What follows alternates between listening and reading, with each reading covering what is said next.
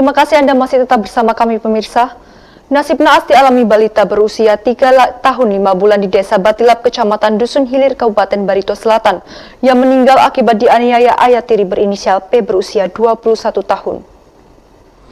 Hanya lantaran kerap menangis yang tak jelas, sang ayah tiri P usia 21 tahun warga Desa Batilap, Kecamatan Dusun Hilir, tepatnya di Kabupaten Barito Selatan, Kalimantan Tengah, tega melakukan kekerasan berkali-kali terhadap balita yang merupakan anak tiri tersangka.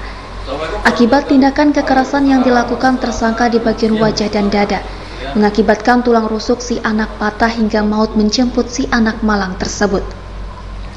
Menurut Kapolres Barito Selatan AKBP Agung Triwidiantoro, saat press rilis dengan sejumlah awak media di Polres Barito Selatan pada Senin 30 November yang lalu, pelaku telah diamankan pada hari Senin 23 November bersama barang bukti.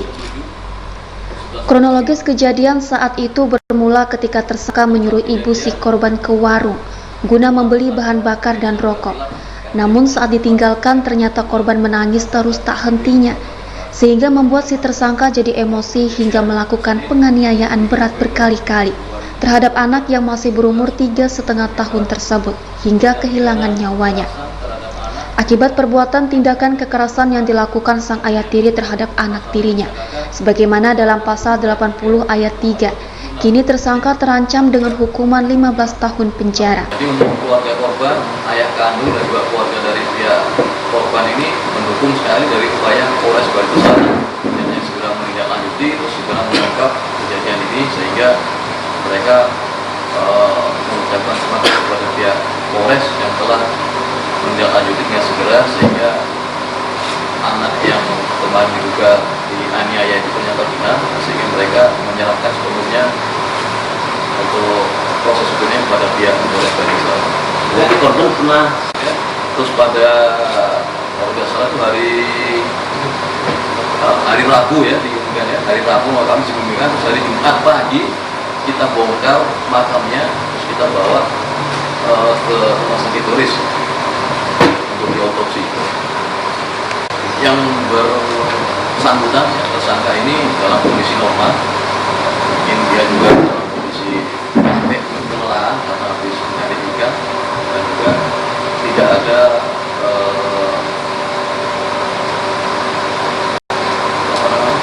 dia mengkonsumsi obat-obatan terlarang ya. Jadi dia kita periksa dalam keadaan normal, dan mungkin tadi seperti tadi pertanyaan yang pertama tadi, mungkin kejiwaannya tetap kita akan tidak lanjuti, akan kita koordinasikan dengan pihak yang berkompeten dalam hal ini untuk memastikan kondisi kejiwaan dari bapak diri yang bersangkutan.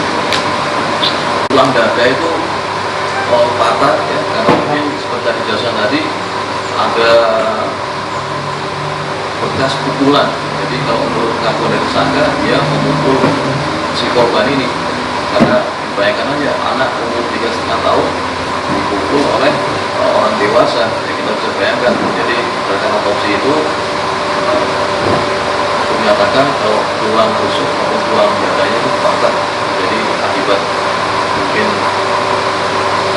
pukulan yang dilayangkan oleh bapak tiri korban, sehingga mengakibatkan korban meninggal dunia.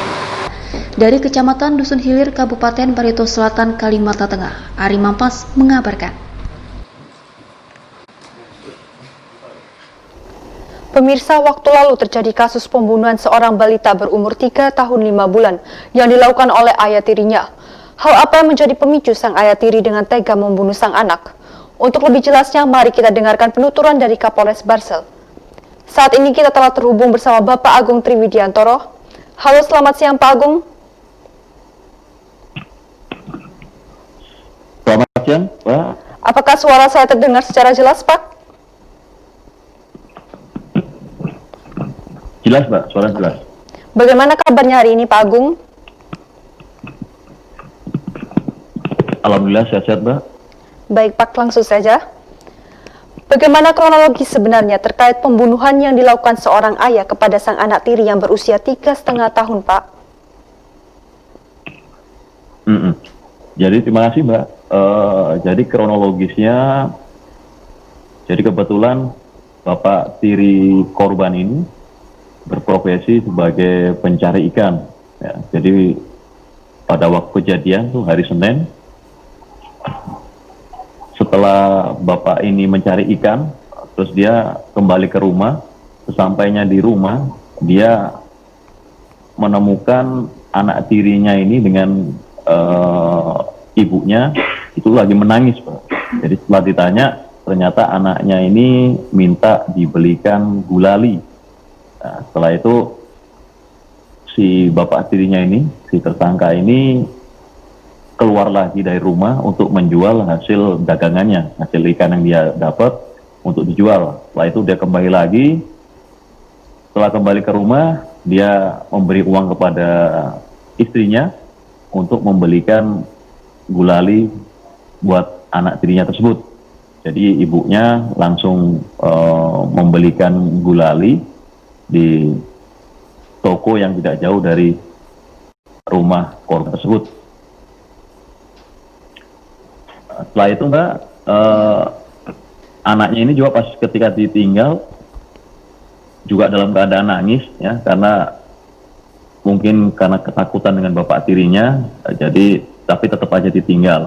Jadi setelah ibunya kembali membelikan gulali, setelah diberi, bapaknya menyuruh lagi, bapak tirinya ini, suami si istri ini menyuruh istrinya untuk membeli rokok, ya, di warung sebelah. Ya. Setelah itu istrinya balik lagi untuk membeli rokok. Nah, setelah kembali membeli rokok, ternyata anaknya, jadi anak kandung dari ibu itu sudah